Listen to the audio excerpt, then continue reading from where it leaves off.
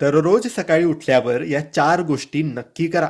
जर तुम्हाला वाटतं की तुमचा दिवस चांगला, उत्तम, सुखाचा, समृद्धीचा आणि सुरक्षित जायला हवा, तर दिवसाची सुरुवात ही देवाच्या नावाने आणि चांगल्या गोष्टींनी करा. या 4 गोष्टी जर तुम्ही उद्यापासून सुरू केल्या, सकाळी उठल्याबरोबर सुरू केल्या, तर नक्की तुम्हाला याने फायदा होईल. आता या 4 गोष्टी कोणत्या? तर मित्रांनो, सकाळी उठल्यावर अंघोळ झाल्यानंतर तुम्ही सगळ्यात आधी एक तांब्या पाणी घ्या आणि सूर्याला अर्घ्य द्या. शुद्ध पाणी घ्या.